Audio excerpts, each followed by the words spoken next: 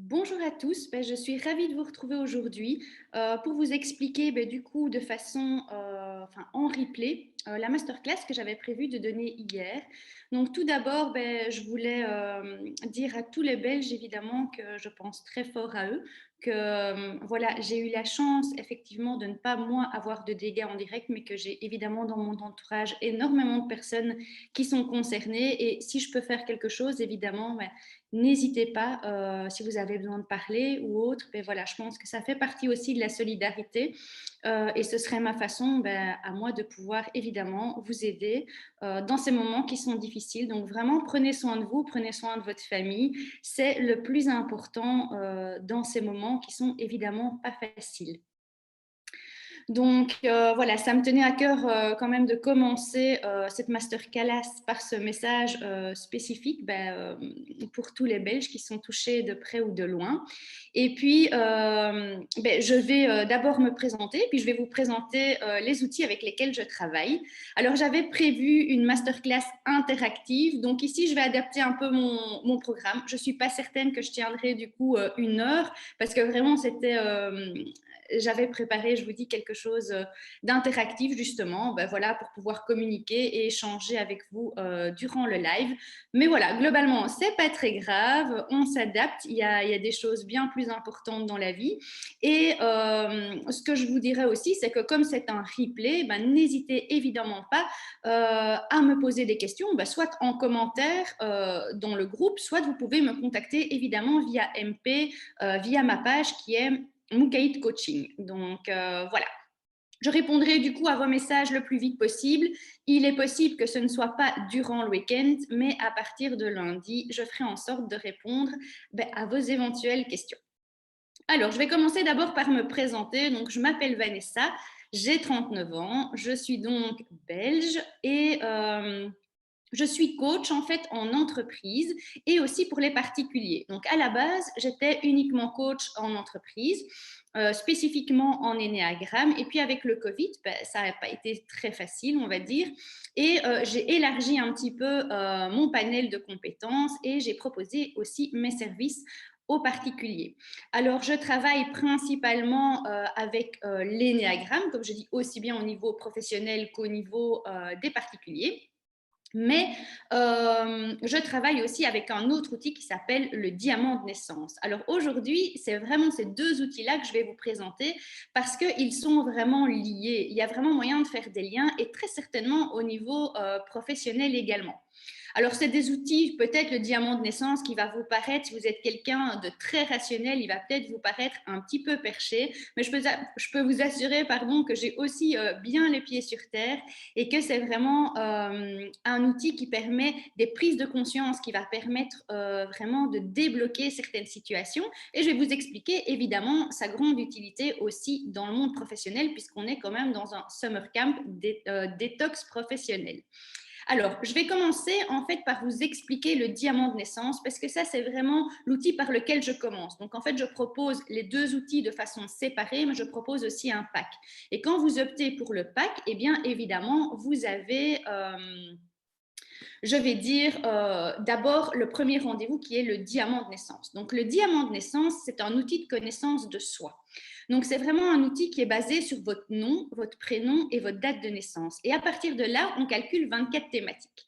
Alors, ces 24 thématiques, elles sont diverses. Ça va être aussi bien vos forces, vos ressources innées, mais on va aussi travailler un petit peu sur vos schémas répétitifs. On va travailler sur votre épine dans le pied.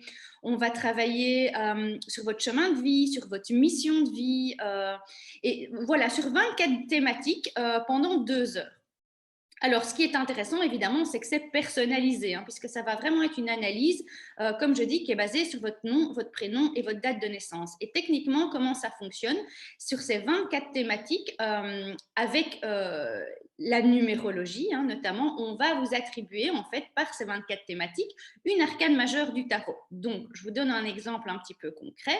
On va dire que vous êtes né comme moi le 12, donc moi je suis née le 12 octobre. Ma maison maison 1, c'est la force. Donc, c'est vraiment votre carte de visite naturelle. C'est comme ça que les gens vont vous voir. Donc, si on devait demander à mon entourage, comment est-ce que vous voyez Vanessa, il dirait, Vanessa, elle est comme ça, comme ça, comme ça. Donc, ça, c'est vraiment la maison 1.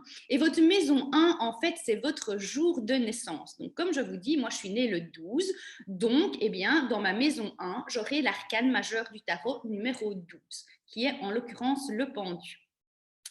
Et donc, à partir de là, on va évidemment travailler sur vos forces. Donc, globalement, les forces pour moi, dans mon cas précis, puisque j'ai le pendu, eh bien, ça va être cette idée de lâcher prise. Alors là, je peux déjà vous dire que c'est un challenge pour le coup. C'est une force, mais c'est quelque chose que je dois travailler au quotidien. Mais sinon, le pendu, c'est vraiment aussi cette capacité de voir les choses à l'envers, de voir les choses différemment, hein, de vraiment avoir cette idée de, voilà, ok, peut-être je suis parfois un petit peu atypique, mais c'est cette différence qui fait vraiment toute ma force. Donc, il est évidemment à l'envers et il va avoir cette capacité à voir les choses différemment. Alors, le pendu, il a plusieurs significations, évidemment. Ça va dépendre un petit peu de la maison dans laquelle il se trouve. Ici, je vous donne au niveau des forces. Moi, ma force, en tout cas au niveau du pendu, c'est vraiment cette capacité, comme je dis, à voir les choses autrement, à venir proposer des idées qui vont parfois paraître un petit peu pour des extraterrestres. Et aussi, j'ai cette facilité dans les forces à faire preuve de pardon et de compassion. Alors, j'ai tendance à plus facilement pouvoir le faire avec les autres qu'avec moi-même, mais globalement, c'est quand même une force du pendu. Et donc voilà, hein, ça c'est par exemple votre maison 1. Donc pour chaque personne, la maison 1, c'est votre jour de naissance. Donc si vous êtes né le 1, vous avez l'arcane majeur numéro 1. Si vous êtes né le 12 comme moi, le 12. Et si vous êtes né par exemple le 14, le 14. Alors ça va évidemment fonctionner jusqu'à 22 parce que dans le tarot, il y a 22 arcanes majeures. Pour les personnes qui sont nées à partir du 23, donc 23, 24 et ainsi de suite, on va réduire le nombre. Donc, c'est-à-dire que si vous êtes né le 23, eh bien, on va faire 2 plus 3 qui donne 5. Et votre première maison, ce sera l'arcane majeur du tarot numéro 5. Donc, voilà, ça c'est pour vous expliquer. Ici, je vous ai donné la première maison, comment on la calcule. Mais globalement, il y a vraiment ces 24 thématiques. Alors, ces 24 thématiques, je vous l'ai dit aussi, elles sont assez variées et au niveau du travail, il y en a effectivement qui vont être plus intéressantes peut-être que d'autres. Je pense notamment à la maison de la communication. Donc, la maison de la communication, ça va vraiment être ce que vous avez besoin pour bien communiquer. Donc, c'est dans cette maison-là qu'on va voir un petit peu si vous êtes peut-être quelqu'un qui est plus dans l'action, quelqu'un qui est plus dans la réflexion, quelqu'un qui va être peut-être plus dans les ressentis. Et vous verrez ici évidemment que les liens sont très très forts avec l'énéagramme dont je vais vous parler après. Mais globalement, chaque arcane a vraiment des propriétés et des symboliques spécifiques qui font qu'elles vont pouvoir venir vous aider et que vous allez mieux vous connaître. Donc, comme je dis, au niveau du travail, la maison de la communication est évidemment une maison qui est très importante. Une autre maison qui peut être évidemment importante au niveau du travail, mais au niveau privé aussi, c'est votre relationnel. Donc, le relationnel, ça va être la maison qu'on va lier aussi au chakra du cœur. Hein. C'est vraiment vos relations. Ce que vous avez besoin pour avoir des relations qui sont saines, des relations qui vous conviennent. Hein. Vraiment se dire comment est-ce que je me sens bien quand je suis en relation avec d'autres personnes. Alors de nouveau, hein, ça va dépendre un petit peu de la carte basée sur votre nom, prénom et date de naissance, mais vous pourriez imaginer, par exemple, qu'en relationnel, vous avez du 9. Le 9 correspond à l'ermite. Et l'ermite, c'est quoi? C'est un personnage qui a une solitude qui est voulue, qui est une solitude qui n'est pas subie. Et donc, globalement, c'est quelqu'un, l'ermite, qui est plus dans l'introspection. Il va aussi être beaucoup dans la réflexion. Et au niveau de votre maison, je vais dire du relationnel, ça va venir souligner quand même que vous avez cette capacité à être autonome, hein, que vous avez aussi, que c'est pas grave pour vous finalement par moment d'être seul parce que cette solitude, elle est voulue. Donc vous avez des moments où vous êtes très indépendant, où vous êtes autonome, où vous n'avez pas spécialement besoin d'avoir tout le temps des contacts au niveau du relationnel. Vous avez besoin aussi d'être dans votre bulle, hein, de vraiment cheminer de votre côté. Donc ça, c'est par exemple si vous avez l'ermite. Vous avez aussi des cartes qui vont être totalement différentes. Hein. Je vous donne évidemment des exemples pour que ça vous parle un petit peu. Donc la maison, je vais dire du relationnel, évidemment, elle peut être très intéressante au niveau du travail aussi. Une autre maison qui est intéressante, c'est la maison de la légitimité. Alors, la maison de la légitimité, c'est ce que vous avez besoin pour vous sentir légitime. Alors, vous allez me dire, ça coule de source, mais toutes les maisons dans le diamant ne sont pas toujours faciles à comprendre dès le départ. Mais là, ici, effectivement, c'est vraiment cette idée de qu'est-ce que j'ai besoin pour me sentir légitime. Et on peut venir effectivement lier cette maison aussi à un travail, à un univers, je vais dire, professionnel. Donc, de nouveau, hein, ça va dépendre vraiment de la carte que vous avez par rapport, évidemment, à vos données. Mais il y a vraiment, les 22 arcanes sont différentes, évidemment. Mais ça peut être, par exemple, en maison de la légitimité, on va dire, voilà, vous avez, par exemple, la carte numéro 5. La carte numéro 5, c'est le pape. Alors, en légitimité, qu'est-ce qu'il va dire? Le pape, en fait, c'est trouver les bons enseignements. C'est l'enseignant. Hein. C'est vraiment, je partage mes connaissances et je partage avec le cœur. Donc, c'est quelqu'un qui aime apprendre, c'est quelqu'un qui aime partager, c'est quelqu'un qui aime enseigner. Et donc, forcément, en lien avec cette carte, mais pas que, hein, vous pourriez retrouver des coachs, vous pourriez retrouver des professeurs, des institutrices, vraiment des gens qui sont dans le partage, des gens qui vont faire des formations, des gens qui vont vraiment enseigner. Hein. Donc, c'est vraiment cette idée, il y a cette première partie qui peut être vraiment liée au pape, ou bien des gens qui vont vraiment avoir une expertise spécifique. Donc, le pape, en fait, il représente l'expert. Donc, ça va vraiment être des gens... ça va pas être des généralistes, on va dire. Donc, quand vous avez le pape en légitimité, vous êtes quelqu'un plutôt de spécialiste, donc un expert. Vous êtes spécialisé dans un domaine. Vous n'êtes pas quelqu'un de généraliste, on va dire. Hein. Voilà, ça va être comme ça au niveau de la légitimité. Donc ça, c'est vous si vous avez, par exemple, le pape dans cette maison-là. Donc ça, ces trois maisons, je trouve, qui sont relativement importantes déjà au niveau de l'univers professionnel.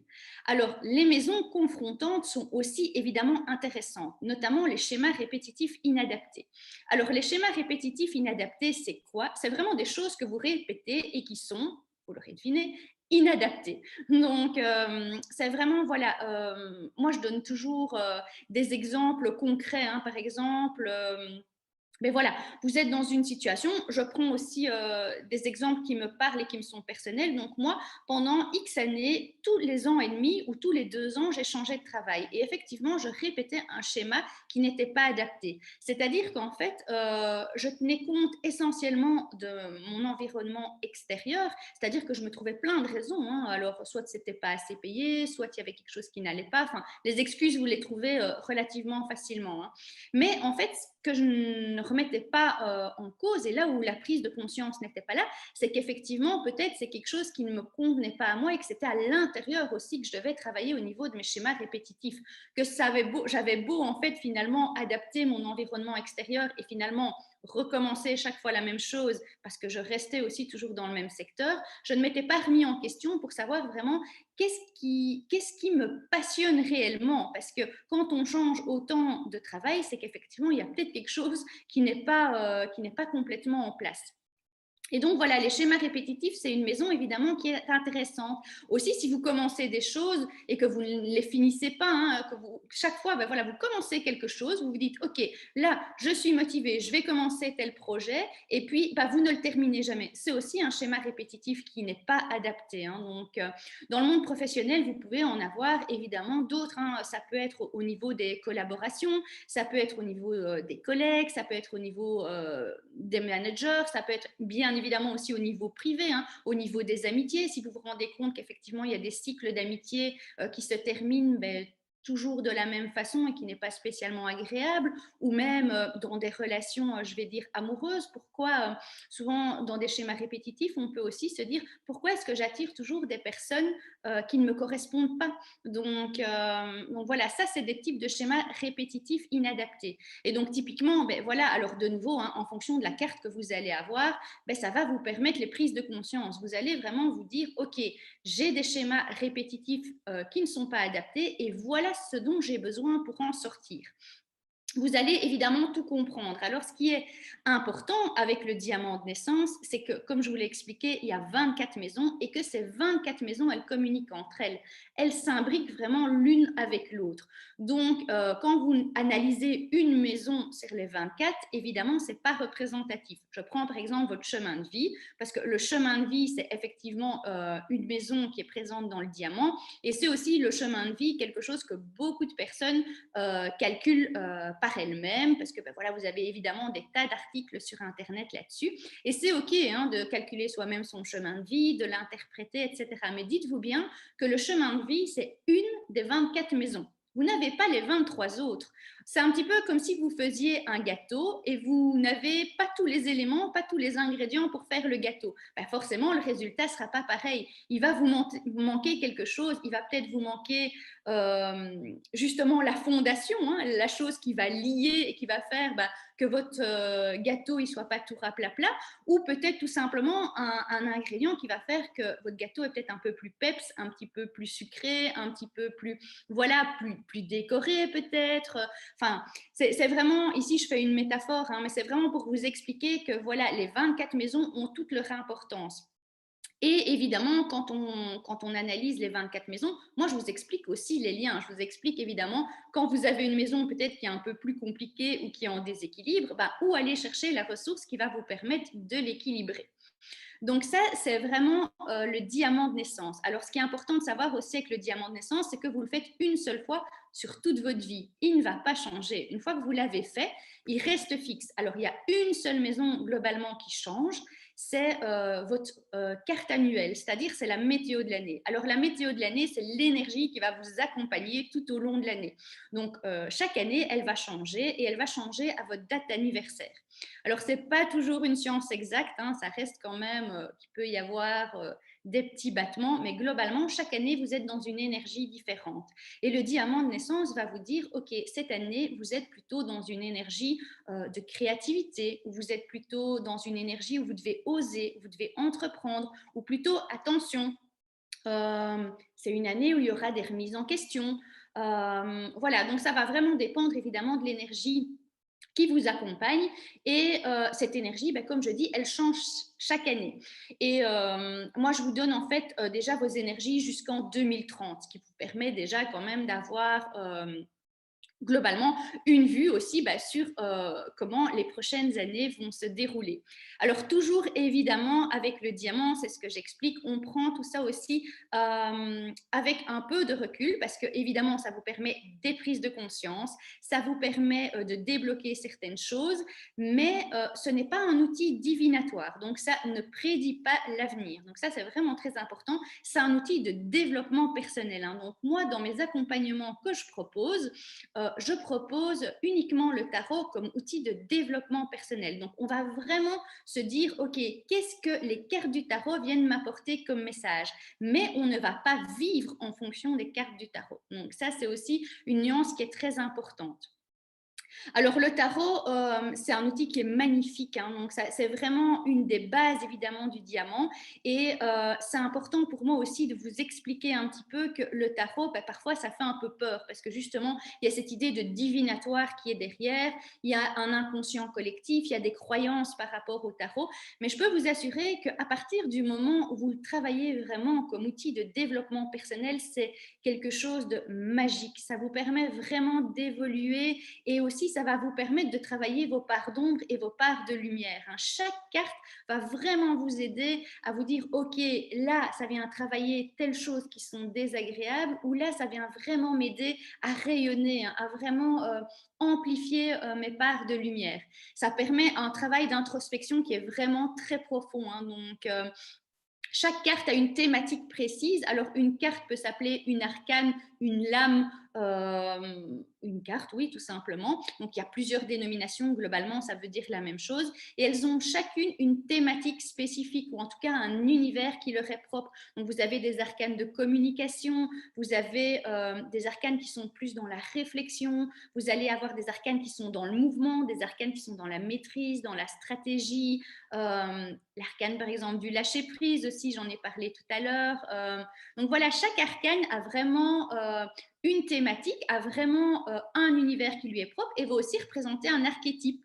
Donc ça, c'est vraiment aussi quelque chose qui est intéressant. Si vous travaillez avec les archétypes ou pas, ou si vous connaissez les archétypes ou pas, ben, chaque personnage ou chaque carte du tarot va vraiment venir vous aider dans votre parcours et vous aider à mieux vous comprendre. Donc ça, c'est vraiment, je vais dire, la partie que je peux vous expliquer par rapport aux diamants. Alors j'aurais évidemment, comme je vous dis, voulu le faire interactif, vous proposer aussi ben, pour certaines personnes d'éventuellement vous en dire un peu plus déjà sur votre maison 1, etc. Mais voilà, ici, ben, voilà, c'est un replay, donc j'essaye de mettre des petits exemples, etc. De temps en temps, mais voilà, globalement comme je dis, si vous avez des questions, n'hésitez pas à me contacter et je fais régulièrement des séances aussi d'information où j'analyse gratuitement votre maison 1. Donc voilà, ça peut être aussi une alternative, même si j'aurais voulu que ce soit un petit peu plus interactif aujourd'hui. Et donc ça, c'est la première partie, je vais dire, de l'accompagnement que je propose. Hein. Donc on est vraiment sur le diamant, la connaissance de soi. On va vraiment se connecter à son essence et vraiment voir un petit peu quelles sont mes forces, quelles sont mes ressources, quel est mon joker, qu'est-ce que je peux toujours sortir quand il y a une situation qui est délicate.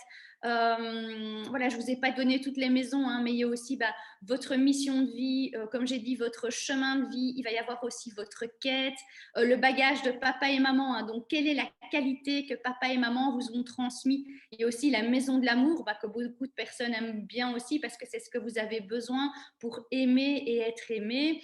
Vous avez alors une maison aussi qu'on aime bien savoir, mais qui n'est pas agréable, c'est l'épine dans le pied. Donc ça, c'est vrai que j'en ai pas encore parlé. Je vous ai parlé des schémas répétitifs inadaptés, mais il y a aussi l'épine dans le pied. Et l'épine dans le pied, c'est quoi? Ben, c'est le caillou dans votre chaussure. Hein. C'est ce qui vous empêche d'avancer. Et souvent, quand on découvre ensemble votre épine, vous en êtes conscient. Mais vous ne vous rendez pas compte que c'est ça, en fait, qui vous empêche d'avancer. Et de nouveau, hein, c'est vraiment global, aussi bien dans le privé que dans le professionnel. Donc voilà, là j'ai fait le tour un petit peu des 24 thématiques, on va dire, hein, globalement. Et sachez évidemment que elles sont toutes applicables, comme je le dis, dans la vie privée et dans la vie professionnelle. Donc ça, c'est la première partie de l'accompagnement, c'est vraiment le diamant. Donc une fois qu'on a travaillé le diamant ensemble, on va le laisser décanter pendant 10 jours minimum et on fait la deuxième partie de l'accompagnement après 15 jours en général. Donc je laisse 2 semaines entre les deux accompagnements. Pourquoi? Parce que le diamant, il va décanter. Donc vous allez le laisser décanter et faites-moi confiance, ici, ça va continuer à tourner. Donc, ce que je fais toujours, c'est j'envoie le diamant après par mail, donc j'envoie la version PDF par mail, et je dis toujours aux personnes, on ne l'ouvre pas pendant 10 jours, c'est le premier challenge. Et on ne relit pas ses notes non plus. Donc ça, c'est vraiment le premier challenge. Pourquoi? Mais parce que vous allez voir qu'il y a des choses qui vont se débloquer d'elles-mêmes. Il y a les prises de conscience, il y a des choses qui vont se débloquer et ça va venir naturellement. Si vous replongez directement, lui, il est parti. Hein. Il va vraiment continuer et il va avoir tendance à ruminer, à tourner en boucle, etc. Et ça, c'est pas bon. Donc, après un diamant, tout de suite après la séance, on se change les idées, on évite de faire des activités qui sont dans le mental et puis on laisse décanter pendant 10 jours. Et pour les personnes qui choisissent évidemment le pack, ces personnes peuvent, du coup, après 2 semaines, embrayer sur la deuxième partie qui est l'énéagramme. Alors, l'énéagramme, c'est aussi un outil de connaissance de soi, mais en plus, c'est un outil de connaissance des autres.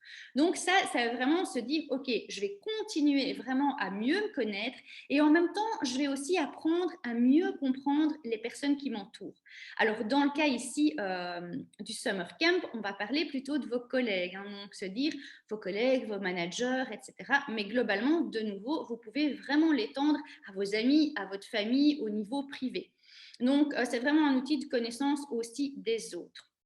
Alors, l'énéagramme, c'est quoi? Ça va décrire 9 types de personnalités. Donc, c'est vraiment un outil qui va vous permettre de comprendre un petit peu comment vous fonctionnez, qu'est-ce qui vous motive, quels sont vos leviers, quelles sont aussi vos peurs, quels sont vos blocages, quelles sont vos croyances. Donc, ça va être vraiment global. Et vous avez compris qu'évidemment, il est très complémentaire au diamant de naissance parce qu'on va venir évidemment voir ensemble et valider que les données correspondent et que vous vous y retrouvez parfaitement. Alors, comment est-ce qu'on procède pour l'énéagramme? En fait, l'énéagramme, ben, comme j'ai dit, il y a 9 types de personnalités. Ces 9 types de personnalités, on va les diviser en 3 centres. Donc, le premier centre, c'est le centre instinctif. Donc, le centre instinctif, c'est quoi? C'est des personnes ben, qui vont être plutôt dans l'action. Hein. C'est des gens qui vont plutôt se référer au passé, dans le sens où vous allez prendre des décisions, ça va très vite évidemment, hein. Vous prenez des décisions sur base de choses connues. Donc, quelqu'un qui est dans l'instinctif, il est quand même plus dans le type de profil action-réaction. Hein. Des gens qui sont dans le mouvement, ça va très vite. C'est vraiment voilà, ce type de profil-là. Ensuite, vous avez le centre émotionnel qui va aussi regrouper 3 profils. Et ce centre émotionnel, c'est des gens dont l'émotion principale est plus la tristesse. Et donc, c'est des gens qui fonctionnent au ressenti, qui sont plus dans l'instant présent. Et puis, vous avez 3 profils qui sont dans le centre mental. Alors, l'émotion principale du centre mental, c'est la peur. Et c'est des gens qui vont principalement être dans le futur. Donc, c'est des gens qui vont avoir tendance à anticiper beaucoup de choses. Je vous le donne dans le mille que, bon, alors si vous me connaissez, vous le savez. Si vous ne me connaissez pas et que c'est le premier atelier masterclass que vous suivez avec moi, ben moi, je vous le donne dans le mille. Je suis dans le centre mental. Hein. Je suis quelqu'un qui n'arrête pas une minute, quoi. Mon copain, là, il est jamais sur pause, quoi. Donc, c'est vraiment très typique, évidemment, de mon énéatype. Alors, les 9 profils de l'énéagramme, on les appelle des énéatypes ou 9 profils, et ils ont chacun leur petit nom. Alors, ces petits noms, c'est pas toujours, enfin, j'hésite toujours à les partager ou pas parce que globalement, parfois il y a des gens qui vont dire ok, ben, je n'aime pas spécialement le nom qui est attribué au profil et du coup, bah, je ne vais pas vouloir me reconnaître dans ce profil-là parce que j'ai pas envie qu'on dise que je suis par exemple quelqu'un de perfectionniste. Donc voilà, mais je vais vous les donner parce qu'ici on est quand même à distance et on n'est pas dans le cadre vraiment d'un coaching, je vais dire, individuel où là, je procède un petit peu différemment et où évidemment, je vais vous donner beaucoup plus d'informations sur chaque profil pour être sûr que vous puissiez identifier votre profil dominant.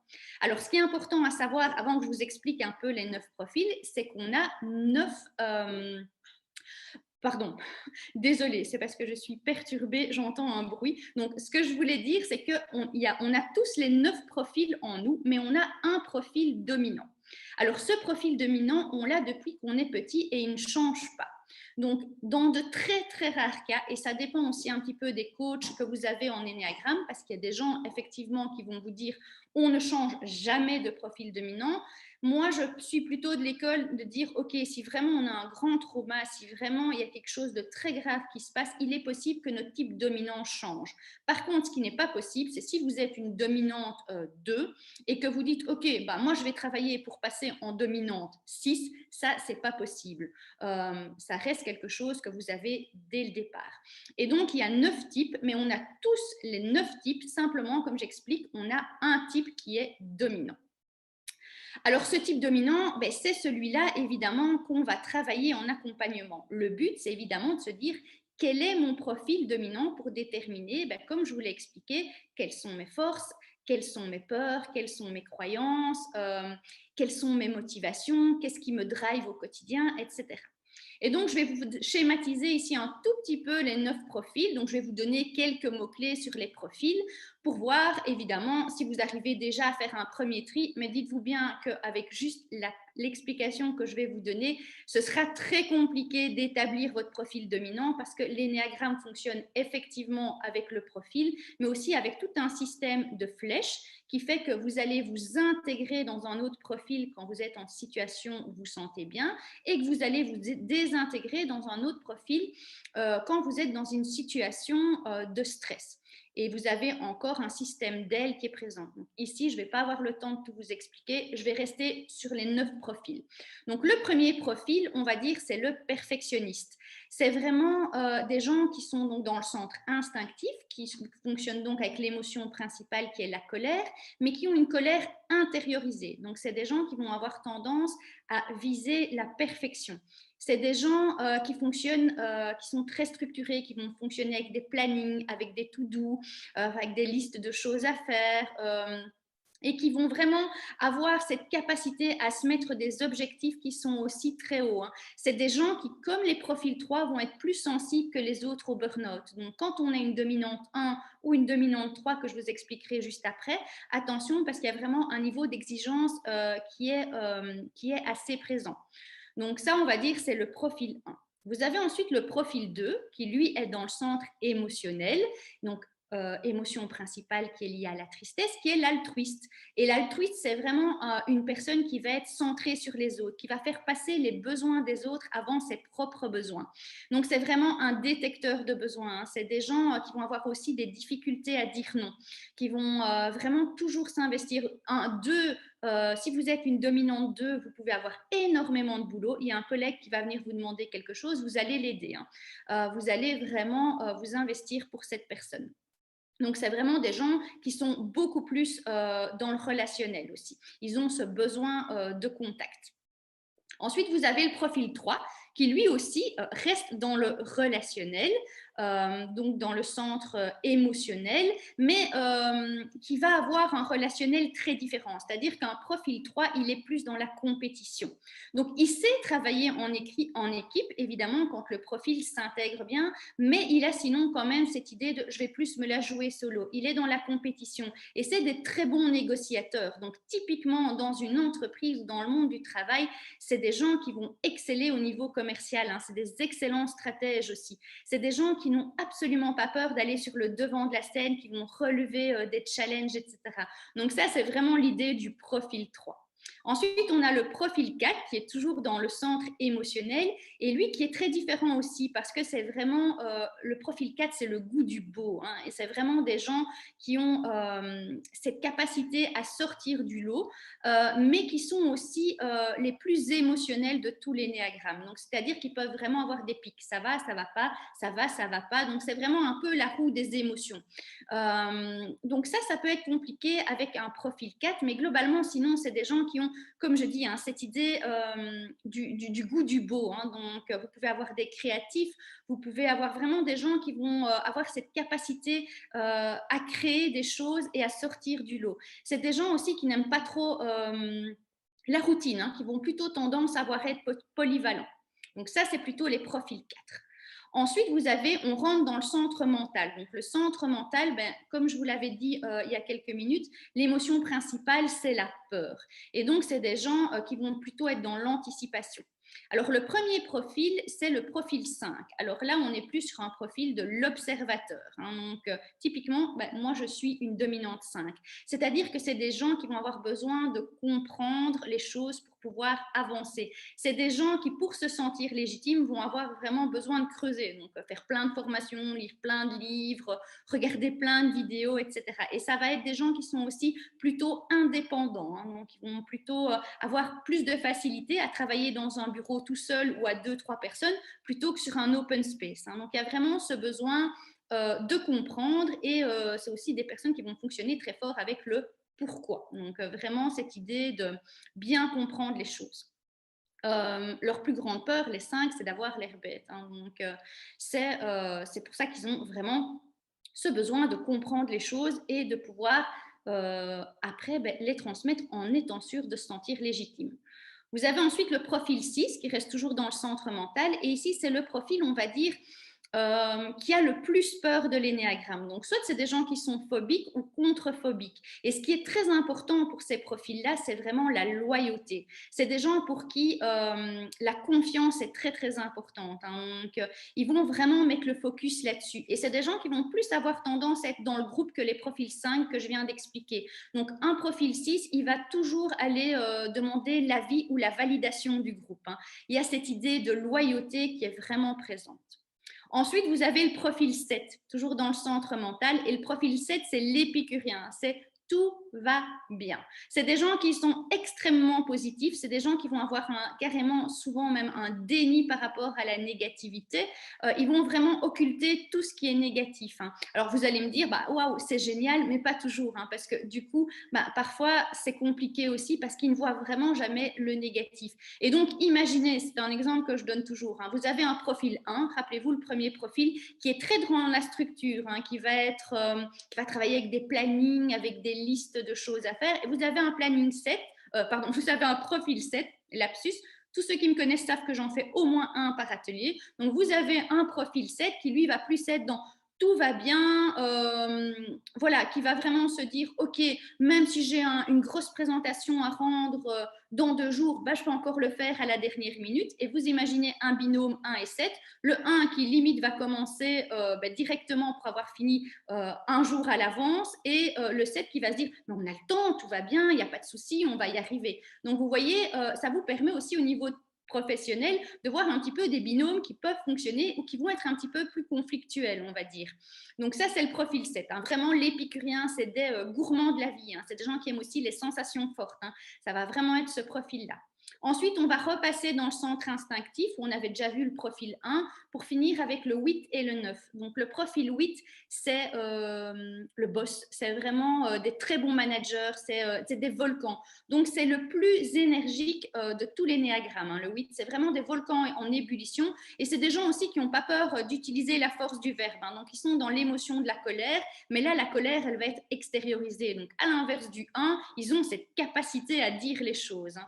C'est des gens aussi qui vont vraiment défendre leur clan, qui vont défendre leurs équipes. Donc, c'est des très bons managers. Hein. Ils défendent leurs équipes becs et ongles. Hein. C'est vraiment cette idée-là. Et ils sont aussi vraiment, du coup, dans la générosité. C'est des gens, par contre, qui ont des difficultés avec la faiblesse. Hein. Eux, c'est vraiment... ils sont dans la force, hein, on va dire. Ça, c'est leur zone de confort. Et enfin, on a le 9e profil qui est le profil plutôt du médiateur. Et donc, c'est vraiment la force tranquille. Hein. Donc, c'est vraiment des gens qui vont avoir peur de la séparation et qui vont donc avoir de la difficulté à faire des choix. Ils vont vraiment toujours viser l'harmonie. Ils peuvent aussi, comme les profils 2, avoir des difficultés à dire non. Hein. Donc, souvent, il y a des difficultés à déterminer si on est plutôt un profil 9 ou un profil 2, par exemple. Mais ça va vraiment être des gens qui vont pas prendre position, qui vont vraiment avoir des difficultés avec ça. Et comme je dis, qui vont viser l'harmonie. Donc, c'est la force tranquille, hein, globalement. Vous imaginez, le 8, c'est plutôt un lion. Le 9, on est plutôt sur un éléphant. Hein. Donc, il y a cette force-ci, mais c'est vraiment la force tranquille. L'harmonie, hein, c'est vraiment aussi des gens... ben voilà, qui vont avoir cette idée de je vais tempérer les choses. Hein, ça va vraiment être ça. Donc ça, c'est globalement les 9 types de l'énéagramme. Et donc, comme je vous l'ai dit, vous avez un type dominant. Vous en avez d'office un qui va être dominant, mais vous avez les 8 autres qui sont présents aussi. Et donc, c'est ça qu'on fait vraiment ensemble. Hein. C'est un travail d'accompagnement de se dire, OK, quel est mon profil dominant et comment est-ce que je peux travailler avec ce profil? Parce que déterminer votre profil dominant, c'est une chose, mais ce qu'on voit aussi ensemble, c'est qu'est-ce qui va vous motiver et avec quels autres énéatypes vous avez des facilités à communiquer, et évidemment tous les axes de développement et les axes pour pouvoir travailler.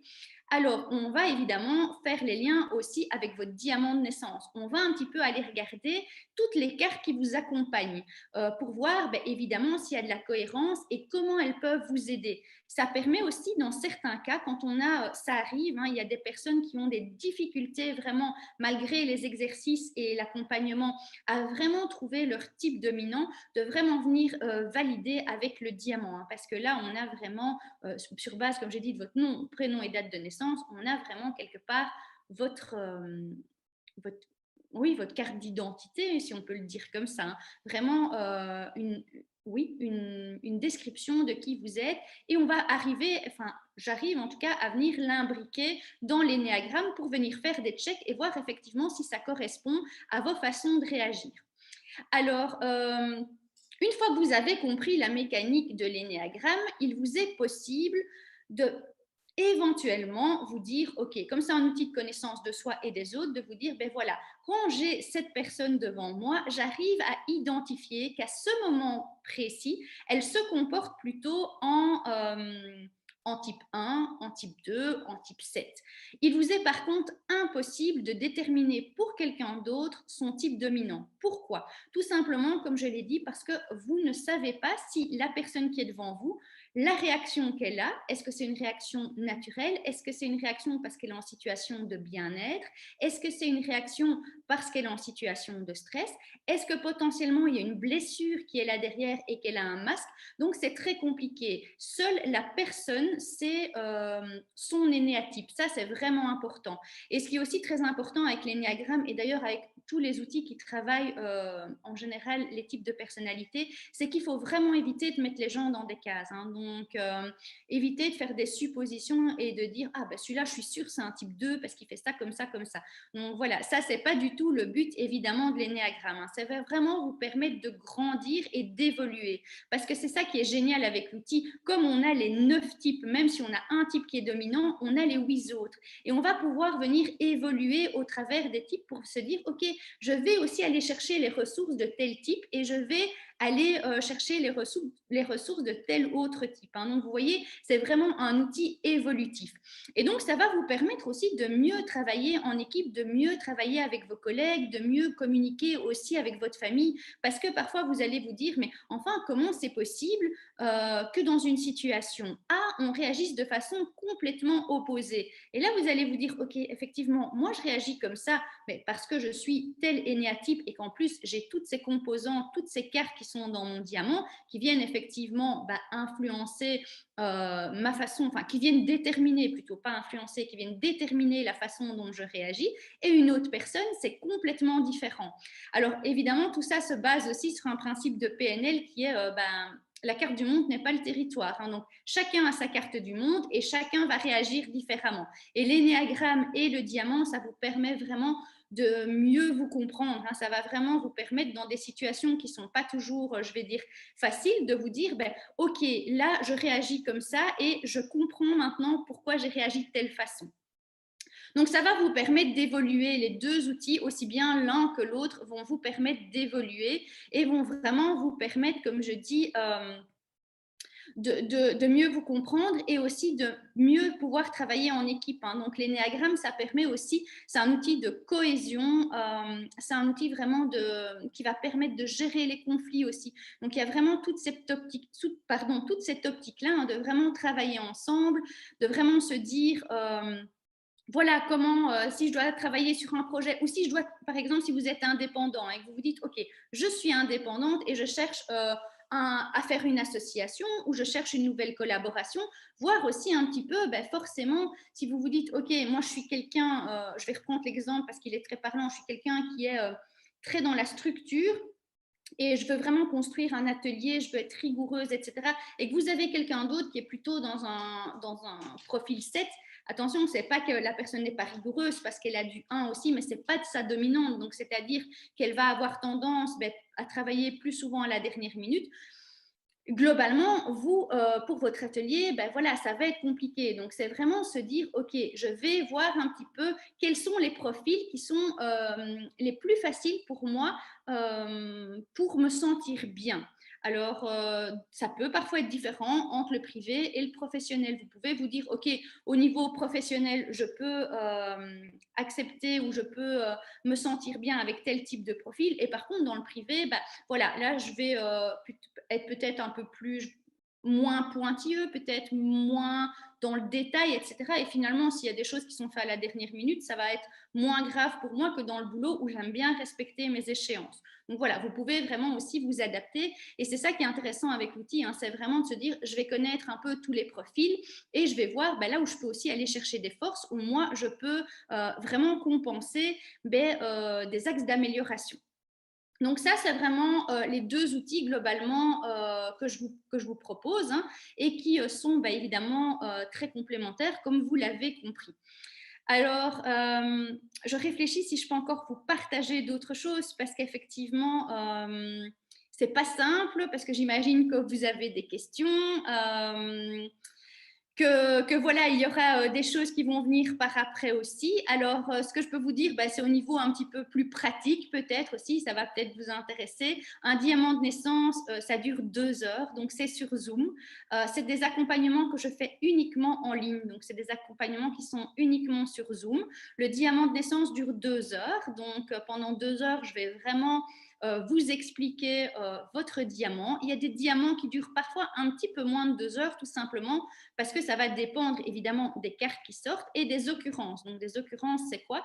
C'est parfois, il y a des gens qui ont 4-5 fois la même carte qui revient dans leur diamant. Alors évidemment, si vous avez 4-5 fois la même carte, je vais vous l'expliquer dans les différentes maisons et je vais vous donner sa signification adaptée aux différentes maisons, mais ça ira un rien plus vite que si vous aviez 5 cartes différentes. Ce qui est important à savoir, c'est que ces 2 heures, elles sont vraiment pour vous. Donc si on a fini un petit peu avant les 2 heures, vous gardez ces 2 heures pour vous et vous pouvez me poser les questions que vous voulez. Donc ça reste vraiment... voilà, c'est vous qui, quelque part, qui allez diriger la séance. Et ce que je fais aussi, alors ça, c'est si ça vous intéresse, ou si ça ne vous intéresse pas, évidemment, je ne vais pas l'intégrer, mais je fais aussi le lien avec les pierres avec lesquelles vous pouvez travailler. Donc, je donne aussi des ateliers en lithothérapie. Et ici, ben, je vais, si par exemple, vous me dites, oh, ok, ben, par exemple, dans cette thématique-là, j'ai tel arcane du tarot, et oui, je me rends compte effectivement ben, que ce n'est pas toujours en équilibre, que par exemple, je ne respecte pas mes valeurs ou que voilà, j'ai des difficultés à dire non et des choses comme ça. Ben, je vais aussi vous proposer, en plus des autres outils, je vais vous proposer les pierres avec lesquelles vous pouvez travailler. Donc voilà, des pierres pour vous reconnecter à votre enfant intérieur, des pierres pour travailler plutôt tout ce qui est accueil des émotions. Donc tout ça va être... proposé aussi dans le diamant pendant les 2 heures. C'est vous qui choisissez. Hein. Si vous n'avez pas d'affinité avec les pierres, bien entendu, on ne le fait pas. C'est absolument pas une obligation, mais c'est un petit plus. Donc voilà, c'est quelque chose que vous pouvez en tout cas me demander.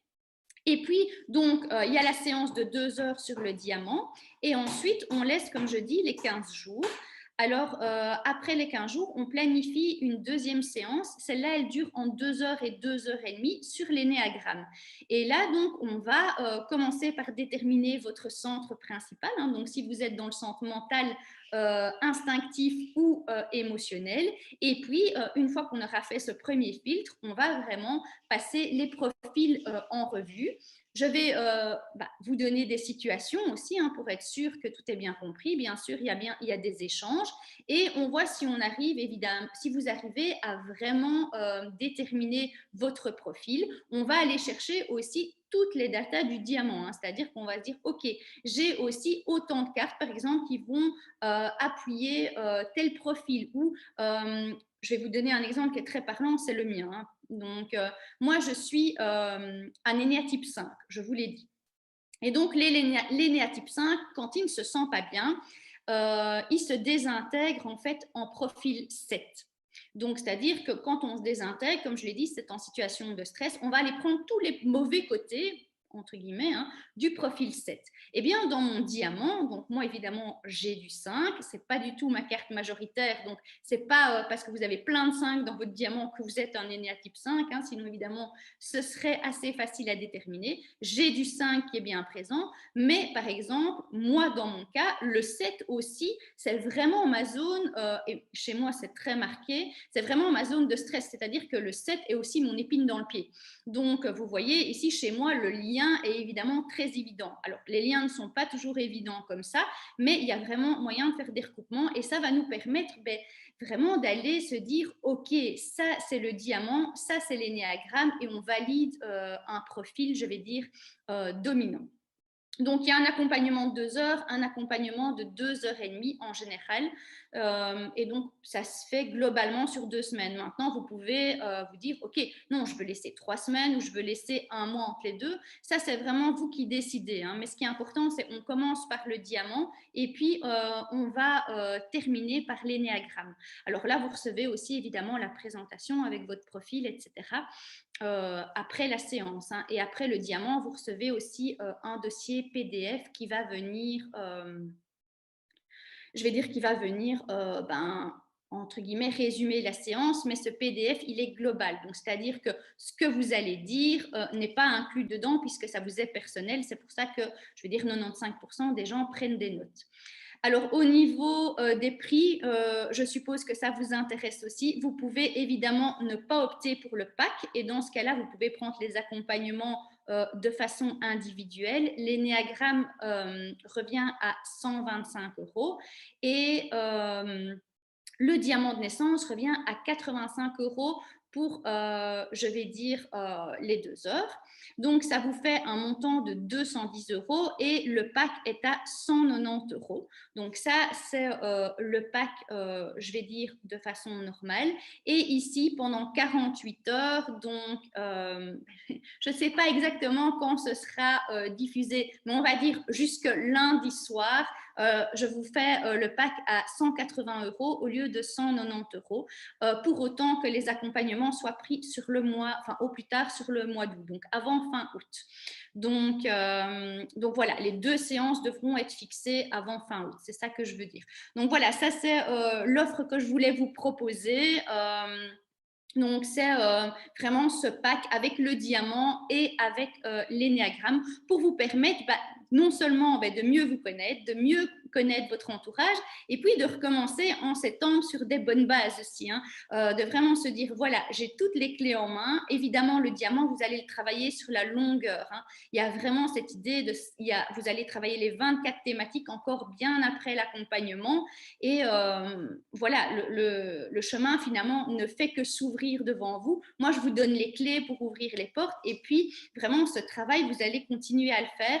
Mais l'idée, c'est qu'au 1er septembre, on va dire la rentrée scolaire, hein, que ce soit pour les parents ou pour les enfants, mais vous ayez toutes les clés en main pour vraiment vous sentir bien, pour rayonner dans l'univers professionnel et dans l'univers privé aussi. Donc voilà, je pense que j'ai tout dit. N'hésitez vraiment pas si vous avez des questions. Comme je dis, vous les posez en commentaire sur la page ou vous me contactez en message privé sur Mukaïd Coaching. Je répondrai. Comme je vous l'ai dit, je ne garantis pas que je vais répondre ce week-end parce que j'ai pas mal de choses de prévues. Mais dès lundi, je vous répondrai. Et pour ceux qui sont intéressés, je vous proposerai aussi du coup des dates pour les accompagnements. Donc voilà, j'espère que cette masterclass vous a plu. Vraiment, je dis, j'aurais voulu interagir avec vous. J'avais prévu des choses un peu plus dynamiques aussi. J'aurais aussi bien voulu échanger avec Corinne parce que voilà, merci Corinne de me laisser l'opportunité en tout cas de présenter ce que je fais, de présenter qui je suis et de m'avoir proposé de participer à ce premier Summer Camp. Merci à toi vraiment. Gratitude, c'est vraiment super. Corinne est une très chouette personne, vous l'avez compris. Donc, n'hésitez pas non plus à la contacter et à rester en contact avec elle. Donc voilà, écoutez, je ne sais pas exactement, comme je vous l'ai dit, quand la vidéo sera diffusée, mais globalement, je vous souhaite évidemment à tous un très bon week-end. Comme je l'ai dit, prenez soin de vous, prenez soin de votre famille et voilà, je pense que j'ai tout dit. Merci en tout cas de votre confiance, merci de votre écoute et je vous dis à bientôt.